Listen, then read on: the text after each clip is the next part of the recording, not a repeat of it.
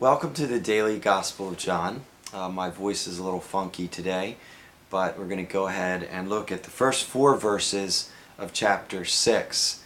Now this is the account of the feeding of the 5,000, and actually that account takes the first 15 verses, but we're just going to look at the first 4 for now.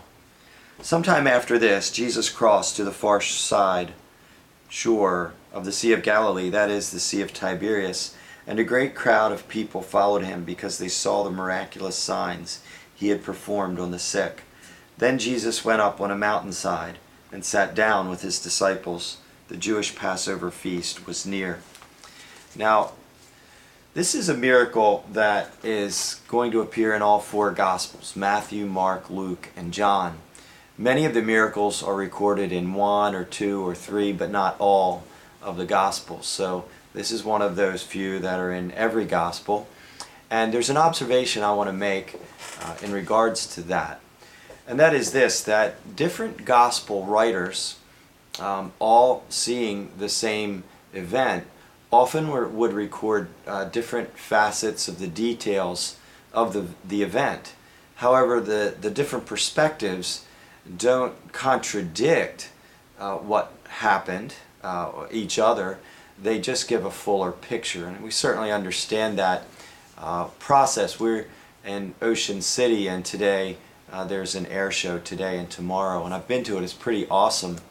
But you might think of different perspectives if you were to ask certain different people what happened in Ocean City today, and perhaps a teen guy recovering from a hangover from the night before might refer to how loud it was, and his head was splitting and he was trying to get some sleep.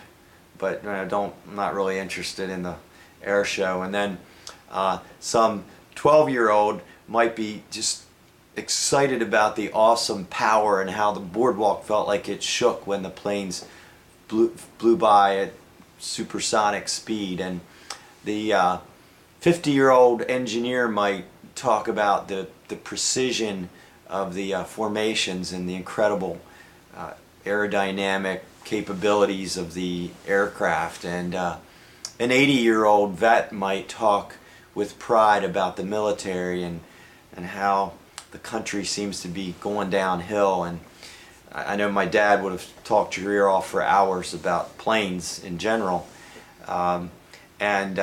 Whereas, say, some 19-year-old young woman might text her friend about those handsome men in uniforms, and what a contrast between them and some of the wimpy punks on the boardwalk. Anyway, so we see different perspectives, same event, not necessarily contradictory, but all painting different facets of that. And we certainly see that in the Gospels. In fact, in the Gospels of Matthew, Mark, and Luke, for this same feeding of the 5,000, we see that just prior to the feeding of the 5,000, we find out that Jesus just got news that his friend and partner in ministry, John the Baptist, the mighty prophet, had just been beheaded by Herod, which was very bad news. And so those Gospels, but not John, record that. Mark and Luke record also that just after hearing the bad news about John, the disciples who had been sent out on a mission trip to preach the good news and heal the sick had all just returned. They were all clamoring about, telling stories, and how with great joy God had done mighty miracles through them.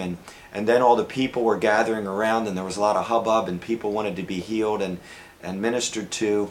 And in the midst of all that, Jesus said, let's go get away to a quiet place. You all are hungry. We need to go settle down and get to a quiet place. John doesn't record that at all. He just records just the basics, that Jesus crossed to the far side of the Sea of Galilee. A great crowd of people followed, and they went up on a mountainside. So just wanted to kind of make that point, because some people would say, oh, there's contradiction here, and I say, no, it's not contradiction.